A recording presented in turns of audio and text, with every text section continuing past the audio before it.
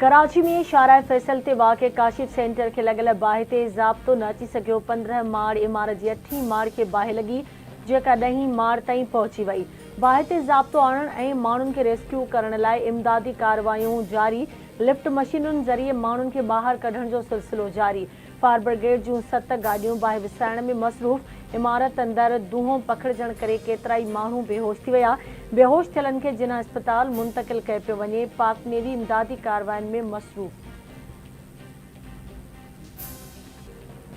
PTI जे बानी जी आज़ादी लाइ तहरीक इंसाफ़ ऐं महांगाई ख़िलाफ़ जमायत इस्लामी तरफ़ां एहतजाज जो सॾु। इस्लामाबाद में कलम 144 लागू रेड ज़ोन खे सील कयो वियो।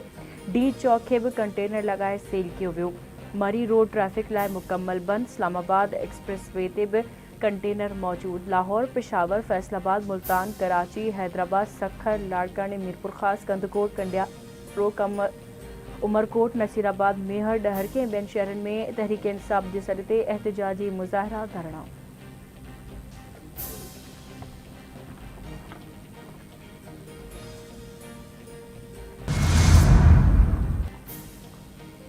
कराची जे इलाइक़े डिफेंस ख़याबान निशात में बुगटी बिरादरी जी 2 धुरियुनि में झेड़े दौरान फायरिंग में मारिजी वियल 5 ॼणनि जे क़त्ल ऐं 2 ॼणनि जे ज़ख़्मी थियण वारे वाक़े जो केस दाख़िल न थी सघियो। मारिजी वियलनि में मीर मीसम बुगटी, मीर ईसा अली, फहद ऐं नसीबुल्ला बुगटी शामिल। 2 ज़ख़्मियुनि अली हैदर ऐं काइम अली बुगटी जो अस्पताल में इलाज हलंदड़ जिना ऐं सिविल अस्पतालुनि मां पोस्टमार्टम खां पोइ मक़तूलनि जा लाश वारसनि हवाले। मारिजी वियल फहद बुगटी नवाब अकबर बुगटी जो भाइटो हो। ज़ख़्मी अली हैदर अॻूणे MNA ग़ुलाम हैदर जो भाइटो आहे। मक़तूलनि जी जनाज़े निमाज़ 13 बुगटी में थींदी। पुलिस जा मुख़्तलिफ़ हंधनि ते छापा, 17 ॼणा गिरफ़्तार। वाक़े जा CCTV फुटेजिस साम्हूं अची विया। फुटेजिस में 2 गाॾियुनि खे तेज़ रफ़्तारी सां ईंदे ॾिसी सघिजे थो। घिटीअ मां टीं गाॾीअ जे मुड़ंदे ई 3 गाॾियूं हिक ॿिए जे आम्हूं साम्हूं अची वयूं, जिन मां हथियार बंदनि लही अंधाधुंध फायरिंग करे ॾिनी।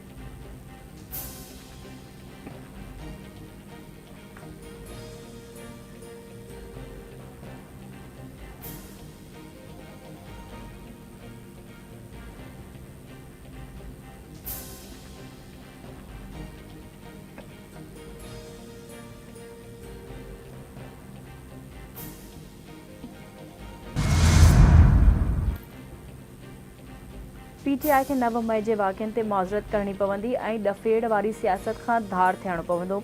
मुल्क में एमरजेंसी लॻाइण जूं ॻाल्हियूं कयूं वयूं, पर अहिड़ा कुझु बि न थियो। सूबाई वज़ीर नासिर शाह जूं रोहड़ी वेझो UC वाहबोरड़ा में 100 खां वधीक ॿोॾ मुतासिरनि खे घरनि जा मालिकाना हक़ ॾियण वारी तक़रीब में शिरकत खां पोइ मीडिया सां ॻाल्हियूं।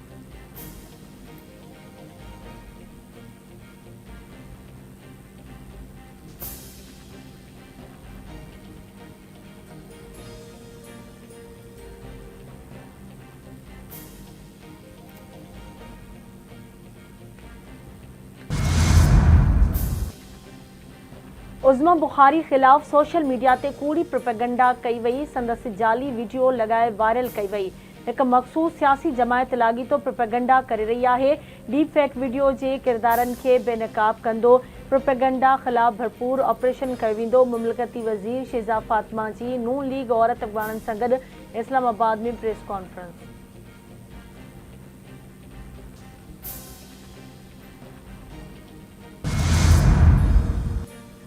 सन वेझो इंडस हाईवे ते ख़ौफ़नाक रोड हादसो। पीउ पुट समेत 4 ॼणा फौत, 25 ज़ख़्मी। ॻोठ सिराय सोलंगी वटि हैदराबाद खां सेवण वेंदड़ वैन ऐं सेवण खां हैदराबाद वञण कार विच में आम्हूं साम्हूं टकर थियो। फौतियुनि में लकी शाह सदरवासी, 2 भाइर नज़र मोहम्मद शाह, सरवर शाह, संदसि पुट ज़ैनुल आबदीन ऐं भाइटियो अब्दुल हमीद शाह शामिल। फौतियुनि जा लाश ऐं ज़ख़्मियुनि खे अस्पताल मुंतक़िल कयो वियो। 5 ज़ख़्मियुनि खे गणपति जोगी हालत में हैदराबाद अस्पताल मुंतक़िल कयो वियो।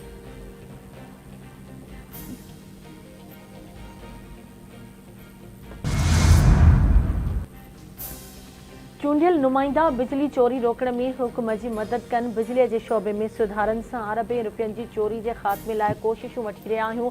ताज़ो ई ग़रीब ऐं विचोले तबिके खे बिजलीअ जे बिलनि में वॾो रिलीफ फ़राहम कयो वियो। वज़ीर आज़म शहबाज शरीफ़ जूं KP जे चूंडियल नुमाइंदनि सां मुलाक़ात दौरान ॻाल्हियूं। संदसि चवणु आहे त ख़ैबर पख्तूनख्वा ख़ासि तौर ज़म थियल ज़िलनि जी तरक़ी हुकूमत जी अवलीन तरजीह आहे। वज़ीर आज़म नायब वज़ीर आज़म इसाक डार जी सरबराही में KP जे मसइलनि जे हल लाइ कमेटी क़ाइमु करण जो बि हुकुम ॾेई छॾियो।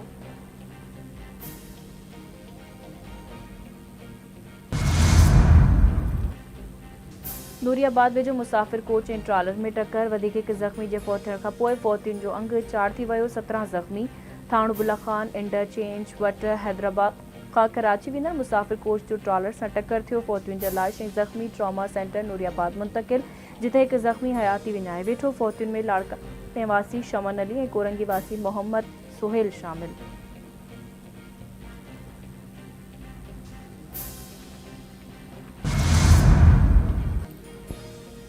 सॼे पंजाब में लागू कलम 144 खे लाहौर हाई कोर्ट में चैलेंज कयो वियो। दरख़्वास्त में पंजाब हुकूमत घरू सेक्रेटरी ऐं DC खे दुर बणायो वियो। दरख़्वास्त में मौक़िफ़ अख़्तियार कयो वियो आहे त पंजाब में कलम 144 सियासी बुनियादनि ते लॻायो वियो आहे। अदालत खे इस्तदा आहे त कलम 144 वारो नोटिफिकेशन कालअदम करार ॾिनो वञे।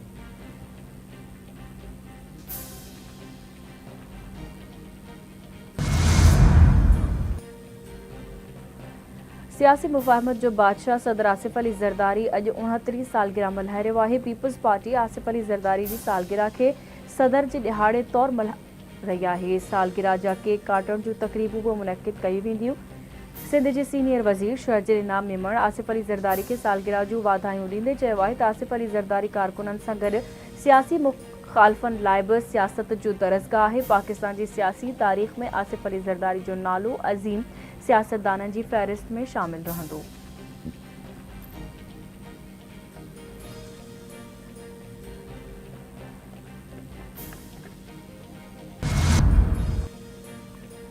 सिंध जे गादी वारे शहर कराची समेत सूबे जे मुख़्तलिफ़ इलाइक़नि में 29 जुलाई खां गजगोड़ सां बरसातुनि जी अॻकथी। मौसमियात खाते मूजिबि मॉनसून हवाउनि जो सिलसिलो भारतीय गुजरात ते मौजूदु आहे। मॉनसून हवाऊं 29 जुलाई खां सिंध में दाख़िल थींदियूं। 29 जुलाई जी बेपहरी या राति खां कराची में बरसातूं पइजी सघनि थियूं। बरसातुनि जो सिलसिलो 31 जुलाई ताईं जारी रहंदो। 3 अगस्त खां पोइ हिकु ॿियो सिस्टम शहर में बरसातुनि जो सबबु बणिजंदो।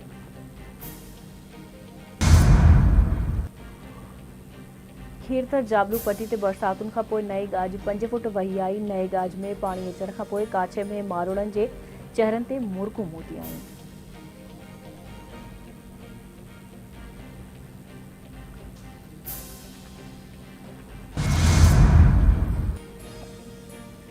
ताइवान में तबाही मचण खां पोइ सामुंडी तूफ़ान गैमी चीन जे सूबे फौजियान जी सामुंडी पट्टी सां टकराइजी वियो। सामुंडी इलाइक़नि में तेज़ बरसात, मुख़्तलिफ़ इलाइक़नि में इमरजेंसी लागू। गुज़िरियल ॾींहुं ताइवान में तूफ़ान सबबि 3 ऐं फिलिपाइन में 22 ॼणा फौत थिया हुआ। ताइवान में अॼु ॿिए ॾींहुं बि स्कूल, ऑफिसूं, कारोबारी मर्कज़ ऐं ट्रेन सर्विस मुअतल। परॾेही तोड़े ॾेही उॾामूं बि मुअतल कयूं वियूं। तूफ़ान सबबि अटकल 5 लख माण्हू बिजलीअ खां महरूम थी विया।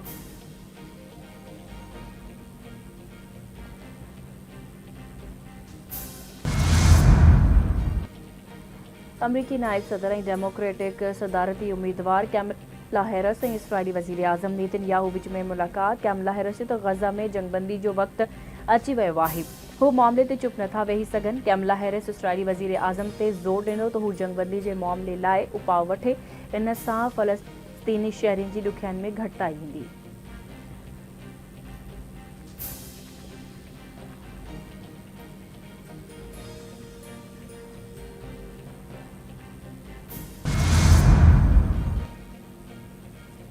इसराइली फ़ौज ग़ज़ा में हमला तेज़ करे छॾिया। 24 कलाकनि दौरान 60 हमला, 30 फ़लस्तीनी शहीद। इसराइली फ़ौज पारां ग़ज़ा में 4 इसराइली फ़ौजियुनि जा लाश कब्ज़े में वठण जी दावा। ग़ज़ा में हिन वक़्तु बि 112 इसराइली यरग़माली मौजूदु।